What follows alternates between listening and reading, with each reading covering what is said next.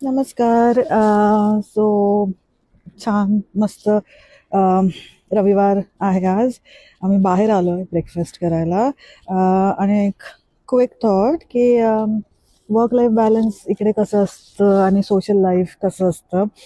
Social workers असल्यामुळे at least social वर्कर्सचं socialisation बऱ्यापैकी चांगलं असतं. वेगळ्या वेगळ्या लोकांना भेटता येतं.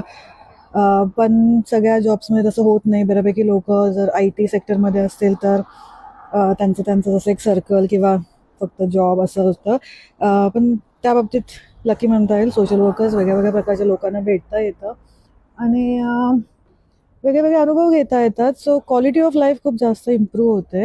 आणि दॅट्स रिअली इम्पॉर्टंट. म्हणजे कल्चरल ॲसिमिलेशनसाठी इकडचे लोक काय कसं बोलतात, काय बोलतात, फक्त भाषा नाही पण रूड आहेत का, पोलाईट आहेत का, तर ते सगळं जेव्हा तुम्ही वेगळ्या वेगळ्या लोकांना भेटता तेव्हा शिकता येतं आणि तसं वागता येतं.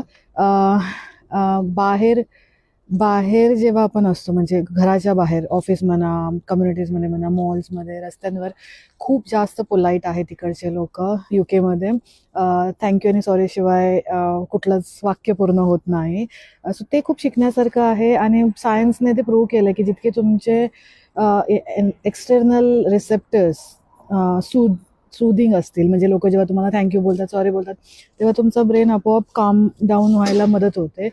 सो ते खूप जास्त छान आहे. आपण रस्त्यात मुंबईमध्ये तरी निदान रस्त्यात कुणाकडे बघून उगाच स्माईल केलं तर वेड्यात काढतात आपल्याला लोक, पण इकडे तसं नाही आहे.